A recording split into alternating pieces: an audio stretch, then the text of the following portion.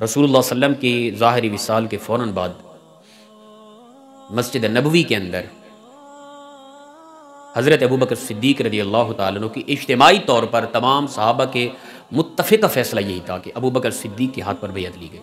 यानी इलेक्शन हुए, वोट हुए और हर एक ने बमाए हज़रत अली करमुल्लाह वजहुल करीम के सब ने हज़रत अबू बकर सिद्दीक़ के हाथ पर यानी वोट हज़रत अबू बकर सिद्दीक़ को दिए। और हज़रत अबू बकर सिद्दीक़ इमामत सुग़रा और इमामत कुबरा दोनों को बैक वक्त संभाले हुए थे। इमामत सुग़रा क्या है? मुसल्ला रसूल, मिंबर रसूल, छोटी इमामत। इमामत कुबरा क्या है? इक़्तिदार को संभालना, रियासत के निज़ाम को संभालना। ये इमामत कुबरा है, ये बड़ी इमामत है। इससे बड़ी इमामत वो है, याद रखें, ठीक है ना। और ये ज़िम्नन मैं गुजारिश कर दूं, हमारे यहाँ इमामत सुग़रा संभाले हुए लोगों की तरफ देखें, यानी इमामत कराना, मुसल्ले रसूल पे मिंबर पे बैठ के दीन समझाना, ये इमामत सुग़रा, छोटी इमामत। और फिर जो इमामत कुबरा है वो भी मस्जिद का हिस्सा ही था।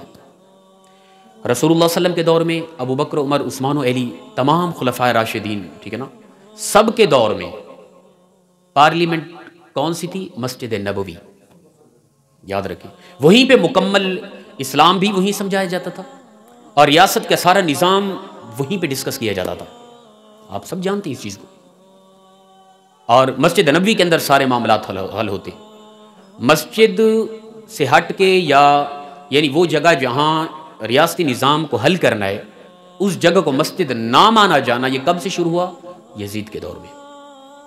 इमाम हुसैन और यजीद का जब टाकरा हुआ आपस में ना, तो यजीद की सोच यही थी, वो कहता था, ए हुसैन, मस्जिद भी तेरे सपुर्द, मदारस भी तेरे सपुर्द, मुसल्ला रसूल भी तू संभाल, तू ही हकदार है, और मिंबर रसूल भी तू संभाल।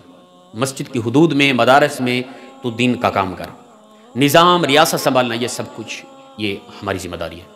हम तुझे फ़ंड भी देंगे, इदारे चलाने के मामलात भी हल करेंगे, तुम्हारे अखराजात भी पूरा करेंगे, सब कुछ, ठीक है ना, लेकिन निज़ाम में तू दखल न दे।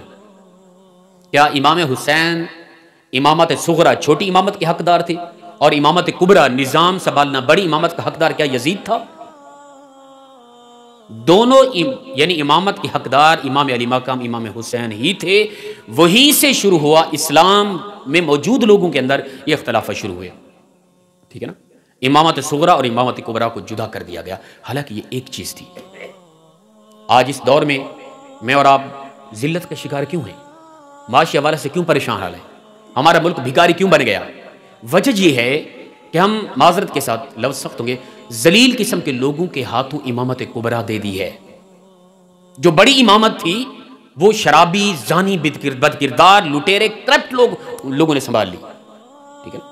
हमने कहा बस इमामत सुग़रा ये मौलवियों का काम है, जो बाशरा हो, बाहया हो, शराब ना पीता हो, सूद ना खाता हो, करप्ट ना हो, वो इमामत सुग़रा, मुसल्ला रसूल पे नमाज़ पढ़ाएगा, मिंबर पे बैठ के दीन की बात समझाएगा। बाकी जो इमामत कुबरा है, बड़ी इमाम है, जो हमारे बड़े इमाम हैं, ठीक है ना, उनकी शक्लों को देखें, अलियाज़ बिल्ला, उनके किरदार को देखें, उनके अंदाज़ ज़िंदगी की तरफ तवज्जो करें, जिनको हमने बड़ा इमाम बना के रखा है। भाई ये इमामत सुग़रा है, वो इमामत कुबरा है। काश के हमने अपने ऐवानों को मस्जिद समझा होता, ठीक है, और वहां पर भी वो लोग होते जो इमामत सुग़रा संभाले हुए हैं। अच्छा, जिनके पास इमामत कुबरा है, क्या उम्मीद है वो इमामत सुग़रा करा सकते हैं? ठीक है ना। आप ऑन कैमरा मैं गुजारिश कर रहा हूं, आपके जितना भी ये बड़े लीडर हैं जहां पे आ जाए, मैं दीन इस्लाम का एक तालिब इल्म हूं, मेरी मौजूदगी में आपका ये बड़े लीडर जो ऐवानों में बैठ के आपकी इस रियासत का निज़ाम चला रहे, इमामत को बड़े इमाम है, जो ये इस मुसल्ले रसूल पे खड़े होकर नमाज पढ़ा सकते हैं। आप कहेंगे हज़रत उन्हें तो सूरह इखलास भी नहीं आती, उन्हें तो कलमा भी नहीं आता। क्या वो यहाँ बैठ के, जहाँ इस वक्त मैं इमामत सुग़रा करा रहा हूँ, हुजूर के मिंबर पे बैठ के, क्या वो आपको काल अल्लाह काल रसूल समझा सकते हैं? आप कहेंगे हज़रत उनको तो नमाज की फ़राइज़ वाजिबात का भी पता नहीं होगा। तो भाई जब इस कदर इस्लाम से दूरी है तो इमामत कुबरा उनके सपुर्द क्यों कर दी गई? मैं पूछता हूं, यही तो वजह है जिल्लत और रुसवाई हमारा मुकद्दर बन गई, ठीक है ना। एक बंदा है, याद रखें कि वोट देना, मैं कोई इलेक्शन पे खड़ा नहीं होने वाला नहीं हूं कि आपसे वोट मांग, मैं आपको दीन समझा रहा हूं। इस्लाम जिस सियासत की बात करते हैं मैं आपको वो समझा रहा हूं। इस मुल्क का बुनियादी मकसद इस्लाम था, कलमा ला इलाहा इल्लल्लाह था। इस पर कोई इख्तलाफ रखे, उसकी अपनी सोच, अपनी फिक्र, ठीक है। एक बंदा ऐसा है जिसको हमने इक़्तिदार दिया, वोट दिया, इसका मतलब ये है हमारा ये लीडर है, इसको हमने वोट दे दिया, हमारी इज़्ज़त का, हमारे इस्लाम का, हमारे माल व मताल का, सब कुछ का ये मुहाफ़िज़ है। और इसका हर फैसला हमारे लिए शरी हुक्म होगा। ठीक है ना, कुरान पाक के अंदर वाज़ेह है ना, अतीउल्लाह व अतीउर रसूल व उलिल अम्रि मिनकुम। तुम अल्लाह का हुक्म मानो, उसके रसूल का हुक्म मानो और अपने हुक्मरान का हुक्म मानो, तुम्हारे लिए शरी तौर पर लाजिम है।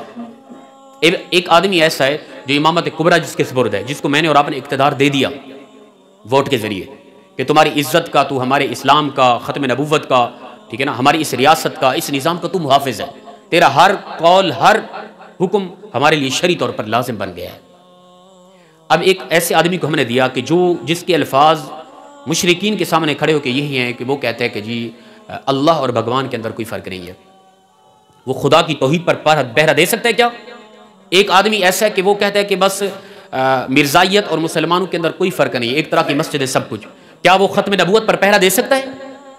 एक आदमी ऐसा है कि वो यानी गैर मुस्लिम मुशरिकीन और गुस्ताख़ रसूल को तहफ़्फ़ुज़ देकर उनको रिहा कर रहा है, क्या उम्मीद है वो हुजूर की ख़त्म नबूवत पर पहरा दे सकता है?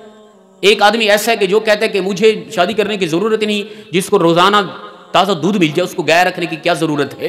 क्या ऐसा आदमी आपकी इज़्ज़त की हिफाजत कर सकता है? जिसको सूरह इखलास ऐवान में बैठकर बिल्कुल नहीं आ रही, क्या वो इस्लाम का प्रचार कर सकता है? मैं पूछता हूँ। तो खुदा रहा, फिर मैं और आप क्यों नादां बने फिर रहे हैं? मैंने और आपने कल इस चीज़ का जवाब देना याद रखे। वो 20 लाख शुहदा पाकिस्तान की बुनियादों में जिनका लहू है, याद रखे, जिन्होंने कुर्बानियाँ देकर अपनी इज़्ज़तें नीलाम करा के इस वतन अजीज़ को हासिल किया था कि इस मुल्क का बुनियादी मकसद हासिल करने का कलमा ला इलाहा इल्लल्लाह था।